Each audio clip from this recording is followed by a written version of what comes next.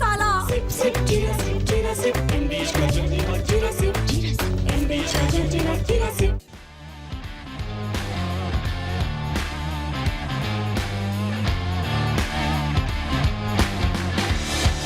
नमस्कार, स्पोर्ट्स 9 में आप सभी का स्वागत है। मैं हूं शिवेंद्र, मेरे साथ हैं मेरी सहयोगी अंकिता। और आज की तारीख आईपीएल में एक और टीम की विदाई का दिन है। यानी वो 6 टीमें जो प्लेऑफ की रेस से पहले बाहर हो चुकी थी, उसके बाद 4 टीमें आई प्लेऑफ में। लेकिन आज का मुकाबला जो है वो है एलिमिनेटर, यानी एक टीम आज बोरिया बिस्तर समेट के अपने घर चली जाएगी। वो टीम कौन सी होगी? गुजरात की होगी या मुंबई की होगी? दोनों टीमों के फैंस दुआ यही कर रहे हैं कि आज उसकी टीम जीते और फिर वो क्वालिफाइड 2 में पंजाब से भिड़े। जिस तरह का पूरा समीकरण है, इस पूरे समीकरण को आपको बताएंगे और साथ ही साथ बताएंगे किस तरीके से बीती रात बेंगलुरु की टीम ने धमाकेदार जीत, मतलब एक तरफा मुकाबले में पंजाब को हराया। लेकिन शुरुआत करते हैं एलिमिनेटर मुकाबले की बातचीत से, और वहां पर आज मुकाबला है गुजरात और मुंबई के बीच। आज आईपीएल का एलिमिनेटर 2025 का खेला जाएगा, जिसमें मुकाबला होगा गुजरात और मुंबई के बीच। मुल्लानपुर में शाम 7:30 बजे यह मैच शुरू होगा। आज जो भी टीम हारी उसका सफर खत्म हो जाएगा। जीतने वाली टीम क्वालिफाइड 2 में पंजाब से भिड़ेगी। यानी बेंगलुरु और पंजाब के बीच जो क्वालिफायर 1 खेला गया था, वहां बेंगलुरु की टीम ने जीत हासिल की। पहले ही मौके को भुनाते हुए उसने फाइनल में जगह बनाई और अब आज जो टीम जीतेगी उसका सामना होगा पंजाब से। कोशिश यही होगी कि कल जिस तरह से हमने देखा अंकिता कि बड़े मुकाबले में एक बड़ी टीम पूरी तरह से कोलैप्स होती दिखाई दी, पूरी तरीके से एकदम जैसे लगा कि उसके हाथ में कुछ है ही नहीं, सब कुछ फिसलता जा रहा है उसके हाथ से। मुंबई और गुजरात ने सबक यही लिया होगा कि कम से कम अपने पोटेंशियल पर आज परफॉर्म करना है। कम से कम जिस तरह से हम पूरे सीजन में परफॉर्म करते आए हैं उस तरह से परफॉर्म करना है, ना कि बिल्कुल इस तरह से धराशायी हो जाए जैसे कल हमने पंजाब की टीम के साथ देखा। बिल्कुल, और पंजाब की टीम में वो दमखम नजर नहीं आया। और खासकर जब बात होती है यहाँ पर मैच की, तो चलिए ठीक है, एक मौका और मिलेगा पंजाब की टीम को, लेकिन फाइनल में जो है वो एंट्री आरसीबी की हो चुकी है। और आज जो भी मैच हारेगा वो बाहर हो जाएगा, यानी कि क्वालिफाइड 2 वो नहीं खेल पाएगा। और क्वालिफाइड 2 जो है वो पंजाब से जो भी टीम यहाँ पर जीतेगी, चाहे वो गुजरात की टीम हो चाहे वो मुंबई की टीम हो, दोनों ही टीमें काफी बैलेंस नजर आती हैं। और दोनों ही टीमों की बात करें तो इस सीजन कहीं ना कहीं थोड़ा सा पलड़ा जो है वो गुजरात का भारी नजर आया है। उम्मीद यही है कि आज के मैच में भी, जैसे हमने कल देखा था कि भाई दोनों ही टीमें काफी बैलेंस हैं, प्लेइंग 11 काफी अच्छी उनकी, लेकिन पंजाब की टीम जो है वो धराशायी हो गई। बॉलर्स ने काफी कमाल किया और फिर बल्लेबाजी इतना बड़ा रन नहीं था कि यहाँ पर बन ना पाए। तो गुजरात के और मुंबई की टीम में भी ऐसा कुछ करना पड़ेगा। उनके गेंदबाजों को, उनके बल्लेबाजों को, अगर आप बल्लेबाजी पहले करते हैं तो इतने रन बना दीजिए कि वो चेज ना हो पाए, और जब गेंदबाजी आप करते हैं तो गेंदबाजी में भी वैसा ही प्रदर्शन दोनों ही टीमों को करना पड़ेगा।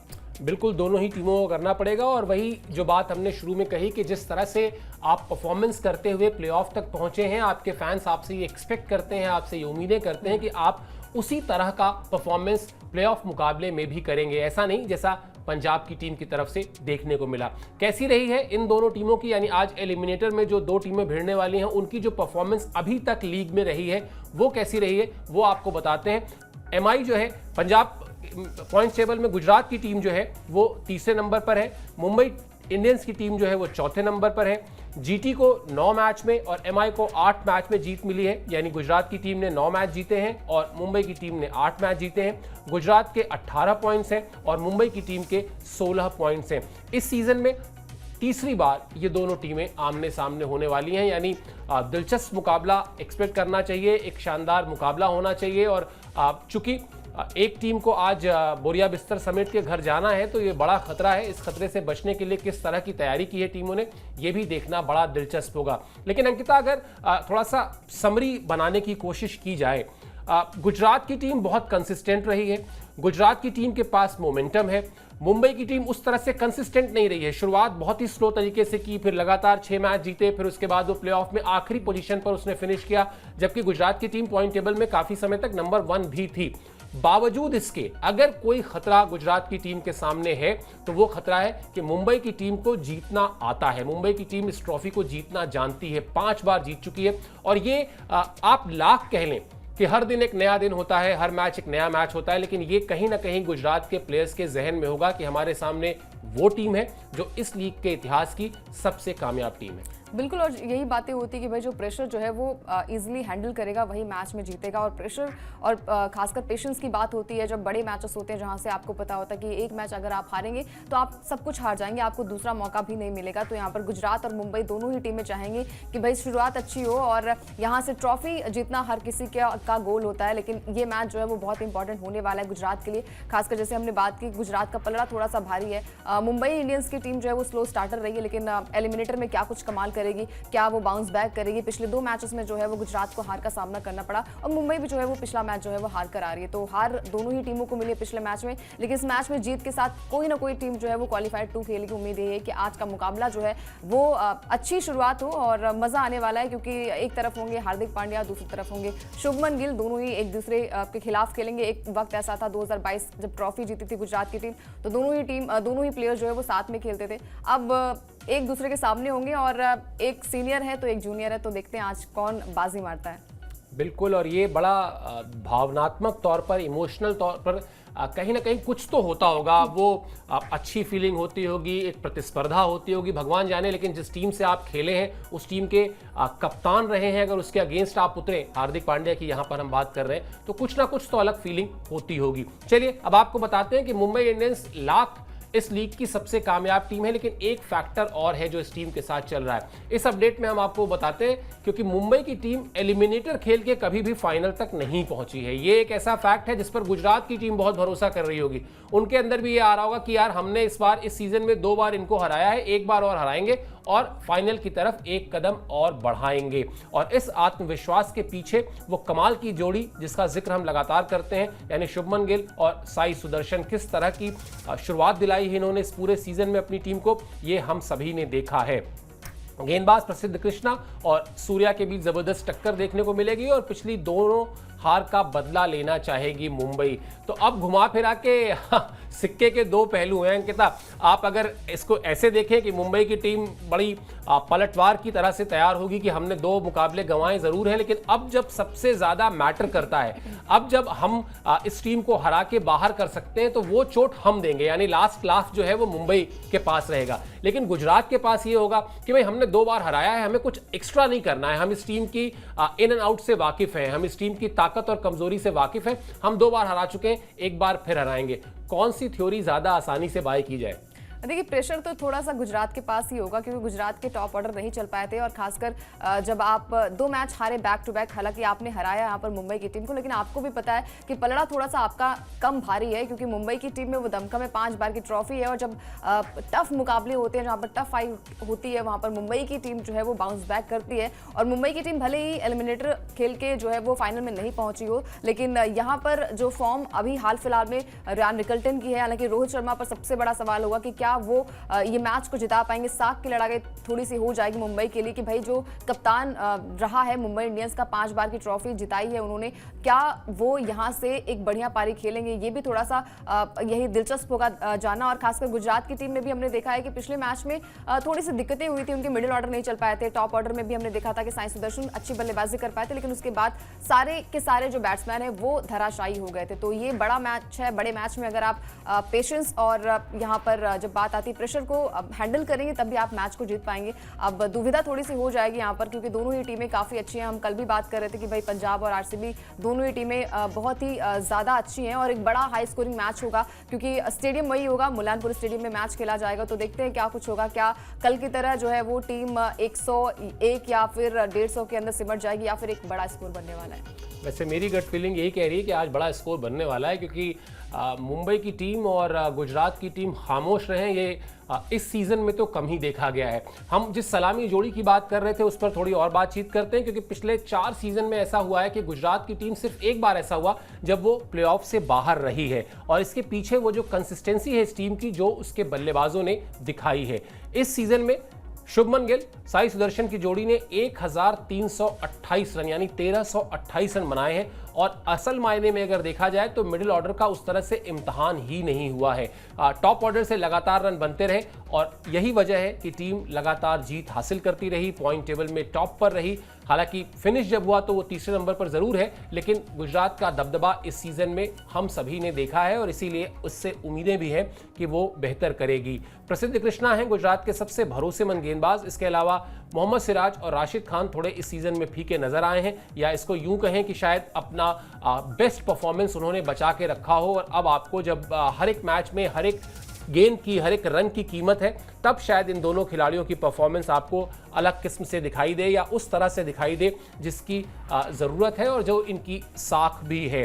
चलिए अब आगे बढ़ते हैं, मुंबई की बात करते हैं। मुंबई जो हम लगातार आपको बता रहे हैं कि एक स्लो स्टार्टर टीम के तौर पर अपनी पहचान कायम कर चुकी है। शुरुआत बहुत ही बहुत ही अजीब किस्म से होती है, ऐसा लगता ही नहीं कि इस टीम के पास 5 ट्रॉफीज़ हैं, क्योंकि जब पहले 5 मैचेस में से कोई टीम 1 मैच जीते 4 मैच गंवा दे तो फिर उस पर भरोसा थोड़ा सा, आप कितने भी हार्डकोर फैन हो लेकिन थोड़ा सा भरोसा डगमगाता है। लेकिन फिर उसी डगमगाते भरोसे के साथ मुंबई की टीम पता नहीं कौन सा करिश्मा करती है कि लगातार मैच जीतना शुरू करती है। पहले भी उसने ये काम किया है और इस सीजन में भी उसके बाद 6 मैच लगातार जीतकर वो आ चुकी है प्लेऑफ में, और यहां से खिताब की तरफ उसकी चाहत यही होगी कि वो और मजबूती से कदम बढ़ाए। सूर्य कुमार यादव यानी T20 फॉर्मेट के 360 डिग्री बल्लेबाज के नाम से जाने जाने वाले, लंबे समय तक T20 फॉर्मेट में आईसीसी के नंबर 1 बल्लेबाज रहे सूर्य कुमार यादव इस टीम के साथ हैं। 640 रन बनाकर टॉप 3 में शामिल है, यानी जो ऑरेंज कैप की रेस है उसमें वो टॉप 3 में है। तिलक वर्मा थोड़ा सा उनकी फॉर्म डगमगाई हुई है, उनसे रन्स नहीं बने हैं, लेकिन संभवतः जब तक रियान रिकल्टन, रोहित शर्मा या फिर सूर्या मैच जिताते रहे, तिलक वर्मा की उतनी ज़रूरत भी नहीं पड़ी। अब जब ये मुकाबला बहुत क्रूशियल है तब संभवतः उनको भी अपनी फॉर्म को दिखाना होगा। बुमराह, बोल्ट 36 विकेट झटके हैं इन दोनों गेंदबाजों ने, और ट्रेंट बोल्ट जो है वो पर्पल कैप की रेस में तीसरे नंबर पर है, यानी सूर्या ऑरेंज कैप की रेस में तीसरे नंबर पर है और ट्रेंट बोल्ट जो है वो पर्पल कैप की रेस में तीसरे नंबर पर है। मैं बल्लेबाजी में तो हम जानते हैं अंकिता किस तरह की ताकत है मुंबई की टीम में, लेकिन मैं बात करूंगा गेंदबाजी में। ये जो कॉम्बिनेशन बना ट्रेंट बोल्ट और जसप्रीत बुमराह का, बुमराह ने शुरुआती कुछ मैचेस मिस भी किए, फिर वो वापस आए, वही रिदम दिखाई जिस रिदम के लिए उनको जाना जाता है, वैसे ही सटीक लीथल यॉर्कर्स उनके देखने को मिली जैसी वो फेंकते आए हैं पिछले कई वर्षों में। लेकिन इस जोड़ी को जो हम लोग बड़ी मुहावरों की भाषा में कहते हैं ना कि 1 और 1 2 नहीं है, ये 1 और 1 11 की जोड़ी है, और इस जोड़ी ने अपने अनुभव से अपने आप को 1 और 1 की 11 की जोड़ी के तौर पर साबित भी किया है। देखिए मतलब ट्रेंट बोल्ट जो है वो पहले भी मुंबई का हिस्सा थे, और वहाँ पर हमने देखा था कि जब टीम से वो बाहर गए थे तो कहीं ना कहीं दिक्कतों का सामना मुंबई को करना पड़ा। जैसे उनकी वापसी हुई और मुंबई फैंस भी खुश हुआ और टीम मैनेजमेंट भी खुश हुआ कहीं ना कहीं, क्योंकि ये जोड़ी जो है वो अपने आप में जो है वो यूनिक है। जैसे हमने कहा कि 1 और 1 11 की तरह ये परफॉर्म करते हैं, टीम में वो बैलेंस नजर आता है। जहाँ भी आपको लगता है कि भाई बहुत ज़्यादा रन्स बन रहे हैं, विकेट्स नहीं गिर रहे हैं, बुमराह आते हैं विकेट लेकर जाते हैं, और पिछले कुछ मैचेस में उन्हें मौका नहीं मिला, यानी कि वो नहीं खेल पाए इंजरी की वजह से। जब वो कम बैक किया उन्होंने और वहां से जैसे ही स्टार्ट किया जसप्रीत बुमराह ने तो अच्छी गेंदबाजी की, और स्टार्ट में उनकी पिटाई थोड़ी सी हुई थी जब वो दिल्ली कैपिटल्स के खिलाफ खेल रहे थे, लेकिन उसके बाद से जसप्रीत ने वो लय पकड़ी और खासकर ट्रेंट बोल्ट का साथ मिला। मिचेल सैंटनर इस टीम में है, तो एक बढ़िया कॉम्बिनेशन गेंदबाजी में रहा है, लेकिन बल्लेबाजी में खासकर रोहित को जो है वो करना पड़ेगा। तिलक वर्मा अभी तक उस फॉर्म में नजर नहीं आया जैसा उन्होंने T20 फॉर्मेट में अपने आप को प्रूव किया है। नंबर 3 में बल्लेबाजी के लिए वो T20 फॉर्मेट में जाने जाते हैं। यहाँ पर अगर उन्हें मौका मिलता है तो उस मौके का इस्तेमाल जो है वो बखूबी करना पड़ेगा, अदरवाइज फिर टीम में रहने का कोई मतलब नहीं है। अगर आप एक कंट्रीब्यूशन ये मैच जो है वो आपके लिए करो या मरो का हो सकता है। यहाँ से अगर आप मैच हारते हैं तो आप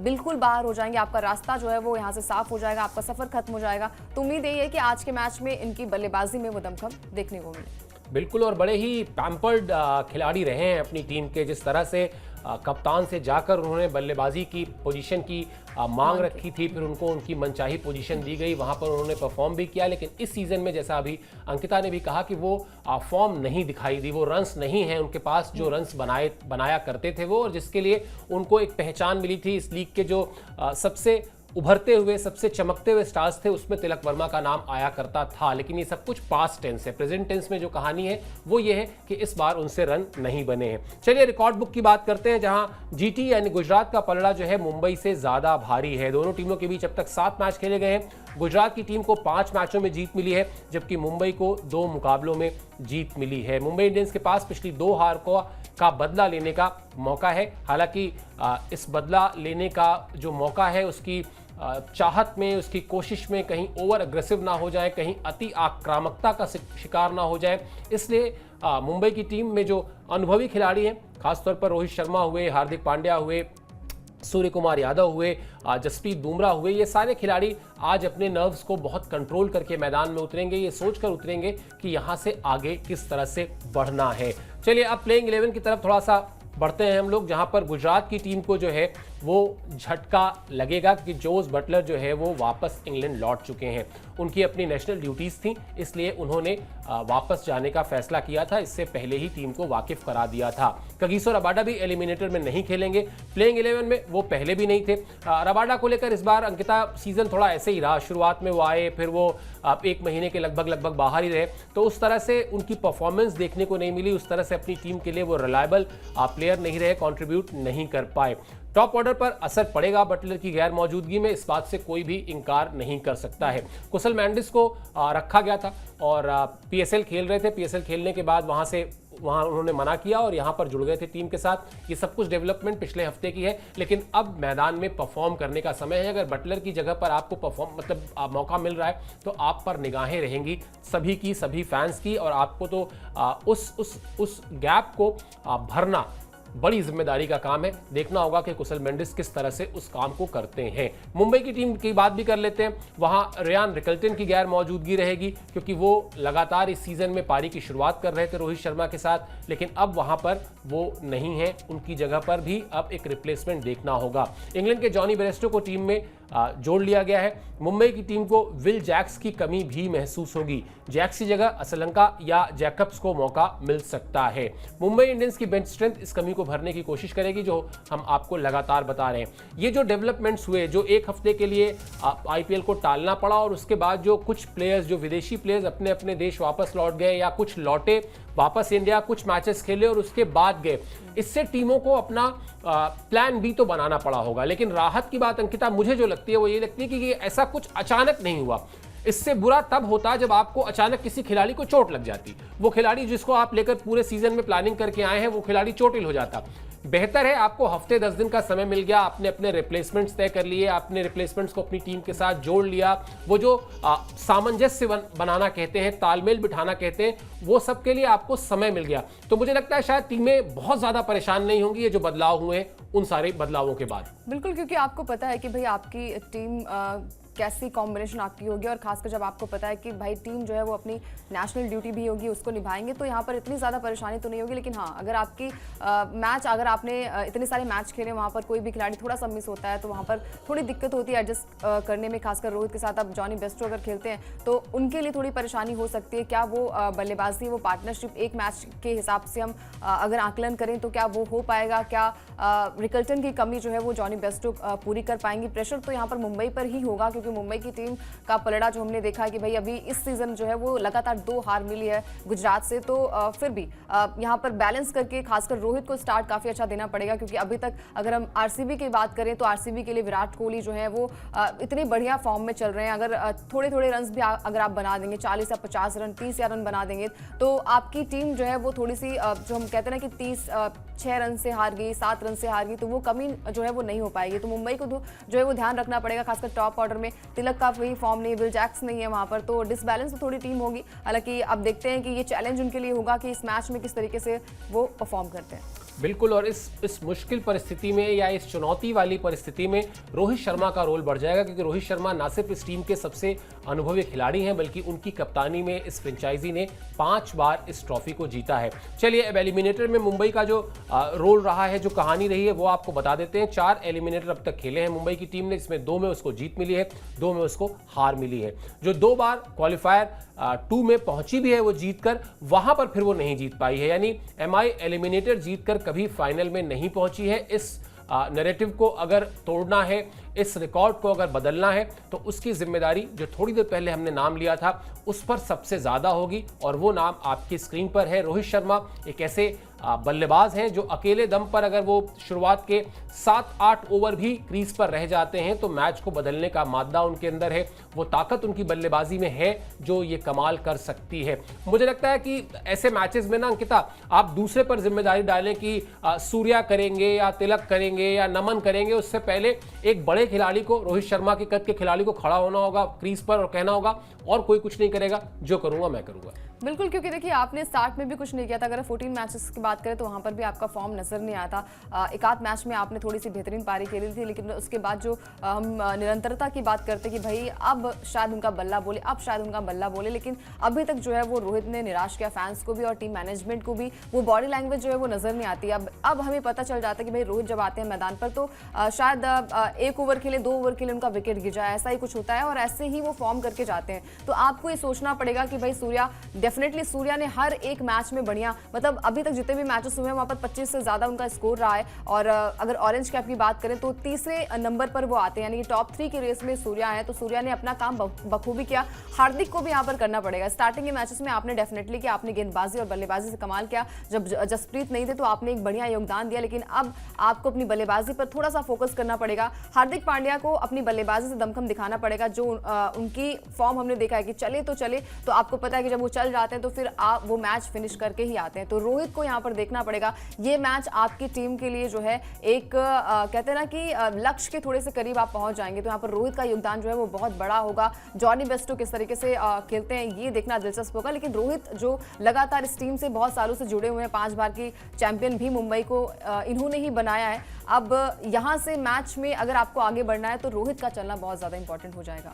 बिल्कुल, उनके पास वो अनुभव है, उनके पास वो अंदाज है, उनके पास वो आक्रामकता है जिसकी जरूरत इस फॉर्मेट में होती है। पिच पर बात कर लेते हैं क्योंकि उसको लेकर उत्सुकता रहती है कि साहब पिच किस तरह से बिहेव करेगी। पिच बल्लेबाजी के लिए अनुकूल मानी जा रही है। इस पर आपको अच्छा उछाल मिलेगा, यानी जो स्ट्रोक मेकिंग प्लेयर्स हैं उनके लिए आसानी रहेगी। इस सीजन यहाँ पर कई बड़े स्कोर बने हैं। 200 प्लस का स्कोर आज भी, यानी 200 से ज्यादा रन का स्कोर आज भी संभव है। दूसरी पारी में गेंदबाजों को ज्यादा मदद मिलने की उम्मीद रहती है। तेज गेंदबाजों को स्पिनर्स के मुकाबले ज्यादा फायदा होगा। इसी विकेट पर क्वालिफायर 1 में आरसीबी ने पंजाब को हराया था, यानी बेंगलुरु की टीम ने जिस पिच पर पंजाब को मात दी थी लगभग एक तरफा मुकाबले में, उसी पिच पर यह मैच खेला जाना है। लिहाजा बहुत सावधानी भी बरतनी होगी। दोनों ही टीमों को इस बात का ध्यान रखना होगा कि जो क्रिकेट की मूल परिभाषा है कि पहले आप थोड़ा सा अंदाज पिच का और ये सारी चीज़ें समझ लें, उसके बाद अपना प्लान बनाएं, वो सब कुछ देखना होगा। कुल मिला जुलाकर अगर एक शब्द में कहें तो वो गेम अवेयरनेस दिखानी होगी जिसकी ज़रूरत है।